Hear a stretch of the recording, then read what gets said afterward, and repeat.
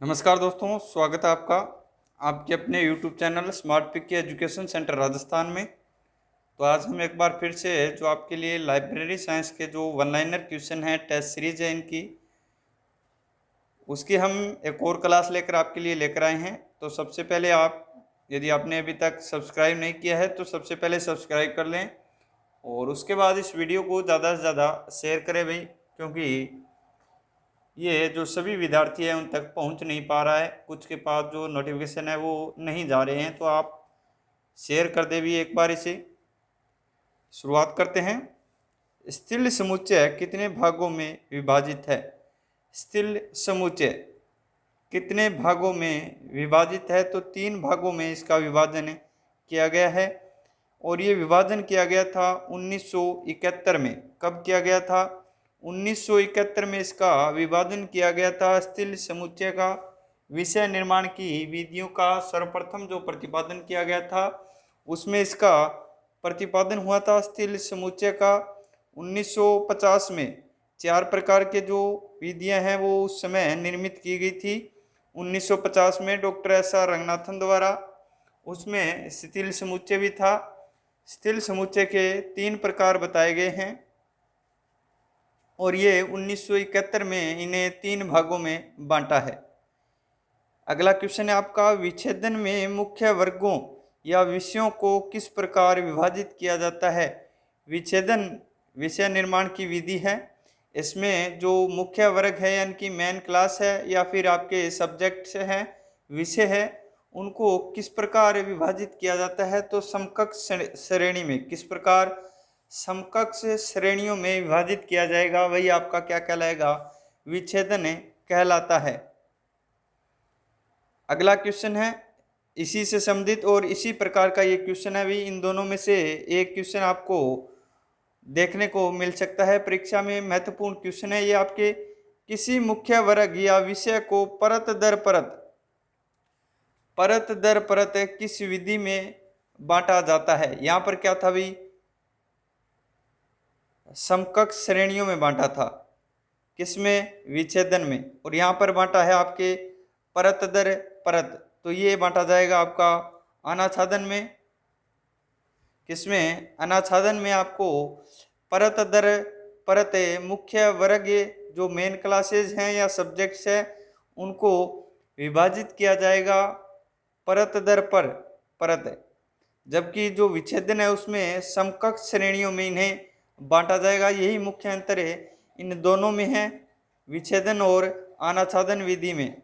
ये याद रखना भी, अनाच्छादन परत दर परत और विच्छेदन समकक्ष श्रेणी। अगला क्वेश्चन है आपका, CRG classification research group, CRG की स्थापना है वो कब और कहाँ पर की गई थी? ये भी वेरी वेरी इंपॉर्टेंट है। CRG ये तो कई परीक्षाओं में पूछा जाता है आपकी, KVS, NVS और राजस्थान की। तो CRG आपका 1952 में स्थापना की गई थी। CRG यानी कि क्लासिफिकेशन रिसर्च ग्रुप, इसकी स्थापना आपकी लंदन में की गई थी। कहाँ पर है? लंदन में। नेक्स्ट है आपका E.C. रिचर्डसन द्वारा 1901 में लिखित पुस्तक है। E.C.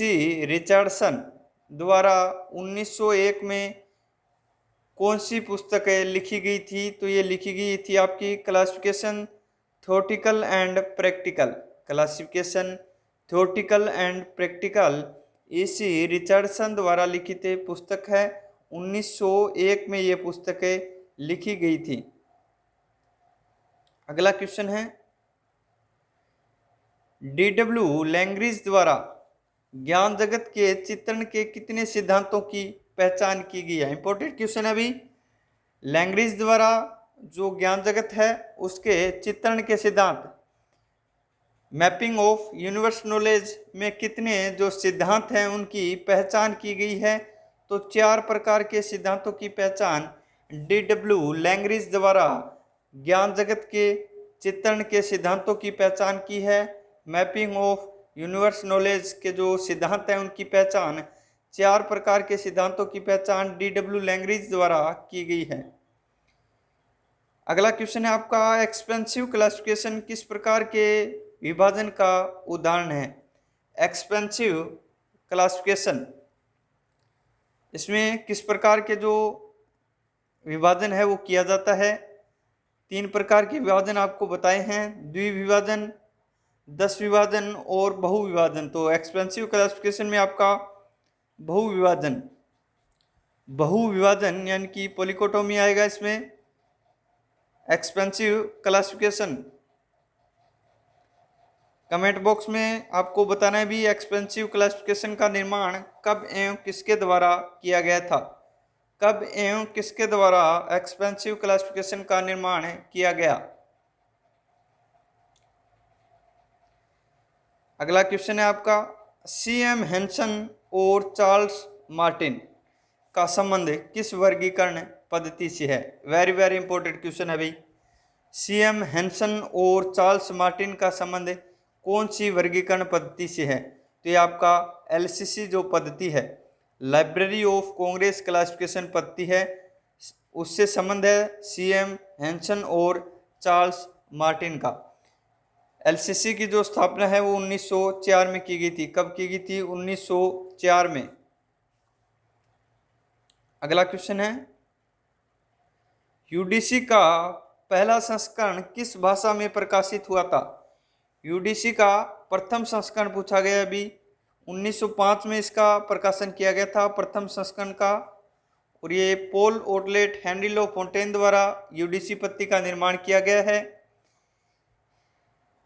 फर्स्ट एडिशन है वो 1905 में, और ये भाषा पूछी गई है तो फ्रेंच भाषा में प्रकाशित किया गया था। यूडीसी का जो पहला संस्करण है यूनिवर्सल डेसिमल क्लासिफिकेशन का, वो फ्रेंच भाषा में 1905 में प्रकाशित हुआ। विकास पूछ ले यूडीसी का तो 1895 में। कब? 1895 में पॉल ओटलेट और हेनरी लो फोंटेन द्वारा किया गया था। नेक्स्ट है आपका, समूहन विधि क्लस्टर दूसरे किस नाम से जानी जाती है। समूहन विधि या जो क्लस्टर है वो दूसरे किस नाम से जानी जाती है। तो विषयों का पुलिंदा, या फिर ये आ सकता है कि विषयों का पुलिंदा कहलाती है। तो जो समूहन विधि या फिर क्लस्टर आ जाए तो ये आपका विषयों का पुलिंदा कहलाती है। अगला क्वेश्चन है, किस प्रकार की पद्धतियों में विषयों के बने बनाए अंकन एवं पूर्व निर्मित वर्गांक होते हैं।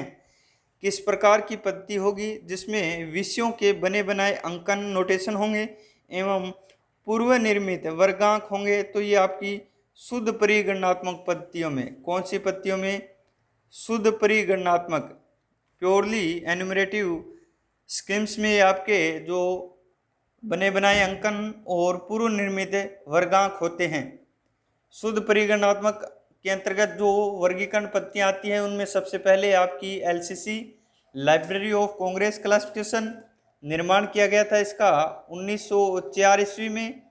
उसके बाद आपकी आरआईसी यानी कि राइडर्स इंटरनेशनल क्लासिफिकेशन, इसका निर्माण किया गया था 1961 में।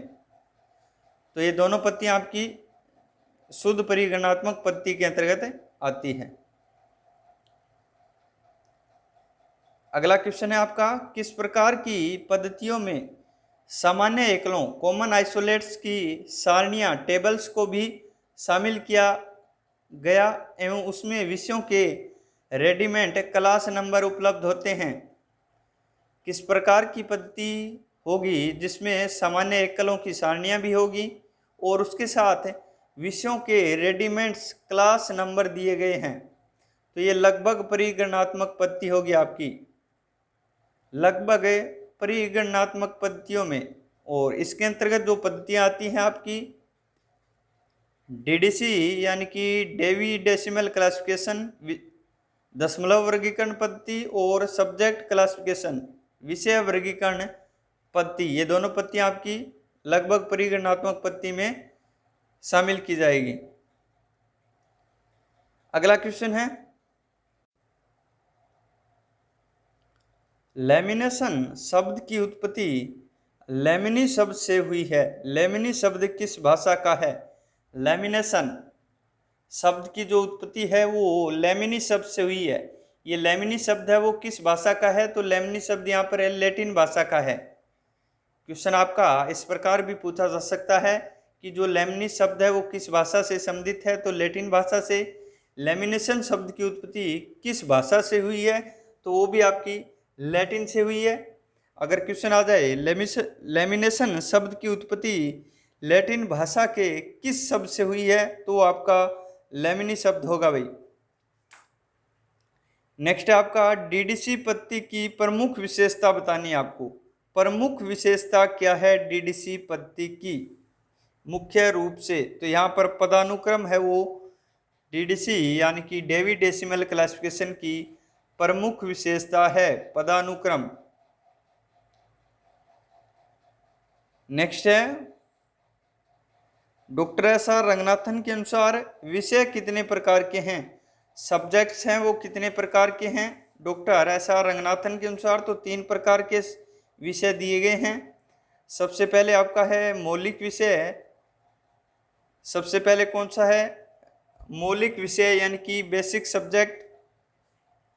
दूसरा है आपका मिश्रित विषय यानी कि कंपाउंड सब्जेक्ट। और तीसरा आपका जटिल विषय यानी कि कॉम्प्लेक्स सब्जेक्ट। तो ये तीनों विषय के प्रकार हैं भाई। नेक्स्ट है आपका वह विषय जिसमें एक ही विषय का ज्ञान हो या संबंधित हो कहलाता है। ऐसा विषय है, विषय 3 प्रकार के बता दिए भाई, मौलिक विषय, मिश्रित विषय और जटिल विषय। ऐसा विषय है जिसमें एक ही विषय का ज्ञान हो या एक ही विषय से संबंधित हो, तो ऐसा विषय आपका मौलिक विषय यानी कि बेसिक सब्जेक्ट कहलाएगा ये मौलिक विषय। अगला कौन सा है, ऐसा विषय है जिसमें मौलिक विषय के साथ साथ किसी एकल के प्रभाव से उत्पन्न हो, तो ऐसा विषय आपका मिश्रित विषय या कंपाउंड सब्जेक्ट कहलाएगा। ऐसा विषय है जिसमें मौलिक विषय हो और उसके साथ एकल के प्रभाव से नया विषय उत्पन्न हो, तो वो आपका क्या कहलाएगा, संयुक्त विषय कहलाएगा। मौलिक विषय के साथ एकल विषय का प्रभाव। नेक्स्ट है आपका विषय से संबंधित क्वेश्चन है ये, 2 या 2 से अधिक मौलिक विषय मिलकर किसी नए विषय का निर्माण करते हैं या होता है, तो कौन सा विषय आपका कहलाएगा। तो ये आपका नए विषय का निर्माण करेगा, तो ये आपका जटिल विषय है या कॉम्प्लेक्स सब्जेक्ट कहलाएगा। 2 या 2 से अधिक मौलिक विषय हो गए तो कौन सा होगा, जटिल विषय। एक मौलिक विषय और उसके साथ एकल, तो ये आपका संयुक्त विषय। केवल जो आपका उसी सब्जेक्ट उसी विषय का ज्ञान हो तो वो आपका मौलिक सब्जेक्ट कहलाएगा। अगला क्वेश्चन है आपका, संपूर्ण ज्ञान जगत को एक तंत्र के रूप में माना जाता है, ये मत किसका था। संपूर्ण ज्ञान जगत यानी कि टोटल जो आपका यूनिवर्स ऑफ नॉलेज है उसे एक तंत्र के रूप में किसके द्वारा माना गया है, तो ये आपका ए नील मेघनन द्वारा, किसके द्वारा, ए नील मेघनन द्वारा माना गया है कि जो यूनिवर्स ऑफ नॉलेज है उसे एक तंत्र के रूप में माना है। अगला क्वेश्चन आपका, विच्छेदन के स्थान पर विखंडन शब्द का प्रयोग किस वर्ष हुआ। विच्छेदन के स्थान पर विखंडन शब्द का प्रयोग किस वर्ष हुआ था, तो ये आपका 1973 में। विषय निर्माण की विधियां ये भी है दोनों, तो 1973 में आपके विच्छेदन के स्थान पर विखंडन शब्द का प्रयोग किया गया था।